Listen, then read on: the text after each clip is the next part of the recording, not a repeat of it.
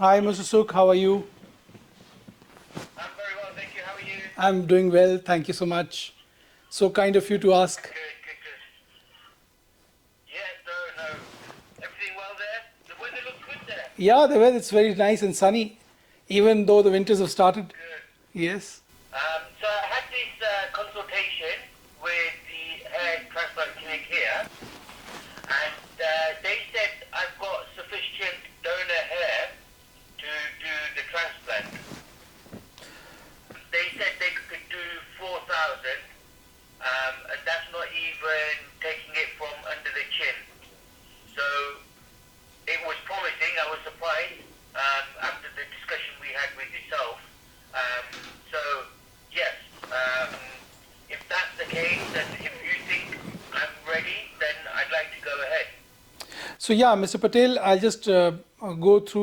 just summarize our earlier discussion. Earlier, you had got in touch with us about 2-3 weeks back, and you had sent some pictures, and we were very undecided on whether your donor area is permanent or not, given that you seem to have, from the pictures that you provided, seem to have diffuse pattern alopecia. It means that though it is an alopecia and there is a bald spot on the top, the back of the head also seems to be involved. The part of the head which is considered as a usual safe zoner or permanent donor, because that is the area in which we rely for a hair transplant for quality grafts to move from the donor area to the recipient area. Now, if there's a suspicion, a doubt about the permanency of this area, a hair transplant is counterintuitive and counterproductive. So there is no point proceeding with this hair transplant. And then I told you that since you are from near Manchester and Birmingham, so to go and get a consultation done by a few clinics which I had mentioned. So did you go to those 2 clinics, or which clinic did you go to? No, I went to one closer to home in Leicester, because when I spoke to the Puneet, I think he said there was one in Liverpool and one in Manchester, which were sort of almost 200 miles away. Yeah, I told you to go to Farjo Clinic to get an honest opinion about your scalp donor, or to go to a clinic in Liverpool, which I mentioned, that there was a doctor that I know whom I could speak to, so that that person could do an honest assessment. Yeah, because when I spoke to Puneet, all he said was that there was one clinic in Liverpool, which for me it was just too far. Far. So where? I hope you didn't go to one of these franchise clinics, because then their opinion has to be taken with a pinch of salt. Yeah, no, it was an independent clinic. And it wasn't a pushy sales or that. It didn't seem like she was looking for business. We had a good discussion, good consultation, and she actually left it up on myself that what I wanted to do. So it wasn't though, we've got, she wasn't lying in terms of, you've got good donor hair, we can do it, we can sign you off, we can get you started. So I didn't feel the pressure that it was a pushy sales, and they were just saying it to sort of appease me. Okay. So was it a chain of clinics or was it an independent clinic? It was an independent clinic. Okay. And they don't do so many hair transplants. I think they do maybe a couple a week. But from what I saw and what from the clinic I saw, it didn't seem like they were churning work out and that they needed to churn work out as well. Yeah. So I don't know how that fits in with yourself. See, Mr. Patel, again, I saw the pictures, the ones that you sent recently, and I am still of the opinion that it is not a donor I would like to plunge into for a hair transplant, because I feel we will regret doing a procedure on you, especially because you'll be flying in from a long distance. And did you get anything in writing from the clinic? They must have given you something in writing. No, they didn't give me anything. They said, well, if we go ahead, then we can give you something in writing. But for the initial consultation, they didn't give me anything. So didn't you pay for the consultation, or was it free? No, I paid for the consultation, but they didn't give me any sort of paperwork to follow up with. You should have asked for it. I did ask, can you send me some information, send me an email of what we've discussed,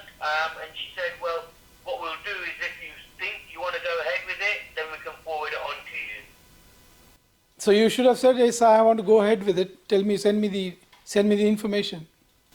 Okay, I can go back to them. I think you've fallen for a dodgy clinic. This is a dodgy clinic, you know. A dodgy clinic is one which will take the money but not give you any paperwork. Anything I do with patients, even if I take a consultation on video chat, I will always send you either a voice message or something in writing. I'll just show you. Yeah, sure. So if you see, just now a patient is here sitting outside. He has come just for a consultation. I don't know whether he'll come to me or not. Okay? And we don't charge too much for a consultation. We just charge about 2,000 to 5,000 rupees. And this is the consultation we give to everybody whom we, even online. Because if I do not give in writing, the dodgy clinic will always go back on its word. No, we never told you that. If something wrong happens, they will say that we told you, no. We told you that your donor area is not permanent and that you shouldn't get a hair transplant done, and then you pushed yourself through and then we had to do a procedure. So these dodgy clinics are like that. If they don't give you anything in writing, how can you be so confident that you went to the right clinic? That's why I told you to go to those two reliable clinics. One is Farjo Clinic in Manchester and another clinic in Liverpool, the name of which I am not remembering right now. But you went to a dodgy clinic. I think British people, like Indian people, are prone to fall for dodgy clinics. Right, okay. Yeah, maybe. You still ask her, though a written pro forma is supposed to be handed over to you as a default mechanism of a clinic. They are supposed to give it in writing if they've charged you for something, some service that is done. Otherwise, it's all bluff. Well, yes. See, I work in the dental field, so when I work with dentists or dentists do treatment plans for their patients, even if it doesn't go ahead, they give them the actual treatment plan, what's involved, and Yes. the breakdown of the cost. Yes, it is written down. So, to be honest, when I asked for it and she said, "Oh, we'll only go ahead with it we'll only give you paperwork when you go ahead with it," I was a bit taken back because that's not the way I work. You said that they were not pushy. They were not trying to sell off. They didn't seem to want the business, but then they did this. It's a red flag sign. You fell for it. No, I think there's concerns in regards to sort of why she didn't sort of give me a treatment plan. Why she didn't So give me the paperwork. the reason is only two that I think. That lady wasn't a doctor, number one. She didn't have the registration of the National Health Service. She was not registered with the local body, medical body. Or two, she was dodgy. Okay, because when I went to the clinic, she had all the certificates and the doctor's certificate, all that on the wall. I trust that she was a doctor and she was qualified. All right. Then probably it's the second I reason. don't think she was brilliant with her sales. I don't think she was too brilliant with her sales and being able to close an actual sale. So that's why I think she was quite really laid back in regards to sort of pushing for a sale and get converted from a consultation to an actual commitment to sign up. But she didn't give you anything in writing. She didn't give me anything in writing. No. That's not like a doctor. Any doctor would, after consultation, his pen would go to paper and write down what has been discussed and the plan. So I would still suggest that before making a trip to India all the way from UK, you should go to Dr. Farjo or the clinic in Liverpool. I don't remember the name, but we'll text you and get a second opinion. I don't mind traveling up to Manchester because it's not as far as back. There are two ways we can go from here now. Number one, though I do not believe that you have a good donor area, because the picture that I saw just now wasn't very encouraging. It doesn't really encourage me to plunge into your donor to extract grafts. That's why I'm insisting that a person who is reputed and who has a scientific mind, like Dr. Farjo, the husband and wife, Nilofer Farjo and Dr. Farjo, you can go and consult with them and then get a written thing. They will definitely give you something in writing. And if they say that yes, he can go for a procedure, still I would advise you to go on oral finasteride for 3 to 6 months to make your grafts more robust, more resilient, to withstand the process of shifting from the donor area to the recipient area, so that they withstand the shock of translocation. So after that also you will have to take finasteride drug for a few years, 4 or 5 years. You're 45 right now, so you can take it till about 47, 48 after the hair transplant, another 2-3 years. And then I think we will do justice to your procedure Otherwise, getting into the procedure, it will not have favorable outcome. Neither you will be happy nor will I be happy, and it's not going to work for both of us. Yeah. Yeah, no, yeah. Like I said, I don't want to rush it, and if you think I haven't got enough, I've lived with it for most of my life. Yes, yes. So it's not that, oh, I have to have it done. Another option is if Dr. Farjo says that you're not case for a hair transplant because your donor area is not too good, which is likely that he will say that, then we can go for limited extraction from the back after you are on 3 months of finasteride, and a lot of extraction from the beard. Do high density in the front and low density in the back, and complement this with a scalp micropigmentation after 6 weeks. And you will have a look, you'll have a shaven look as if you have shaved out of choice, not out of compulsion. Okay? And that will look very nice because your face is not very long face in the dimension.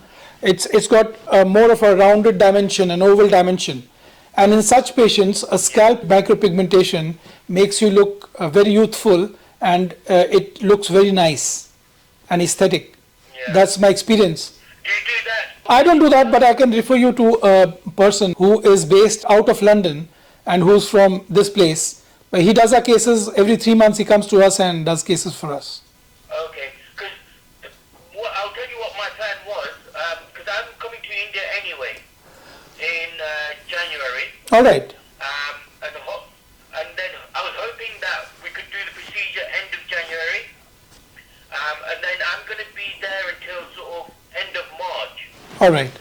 So I don't know what I can do, because obviously you want 3 months of, if we're 3 to 6 months of finasteride Okay. before we start. Then what we can do is that we do a limited procedure, a few grafts on the back like we discussed, and beard grafts, and spread it out, and you do a scalp micropigmentation, go on finasteride, and then perhaps after 6 months, one year, we can build up on more grafts, so that time is not wasted, Okay. and your trip is not wasted. If we did the initial procedure, how many grafts would that be? Say around 1,500 from the back, about 1,500 from the beard, So about 3,000. 3,000. And you think that would give a good appearance? Yes, that would give a good appearance when complemented by a scalp micropigmentation. It will look very, very nice. So if I had the grafts, and then 6 weeks later I can have the pigmentation? Yes, you can have pigmentation after 6 weeks. And I could do that in India, or would I come back and do that? You can do it in London because it requires a few sessions. I mean, in India it will be a little steep for you because you're not from here, so you cannot come again and again. So it will be better for you to do it there. Yeah. It's a drawn out process of 1 week. Okay. So the initial, when you said sort of 6,500 grafts, from the chest or other parts of the body, that is something that you're not keen with?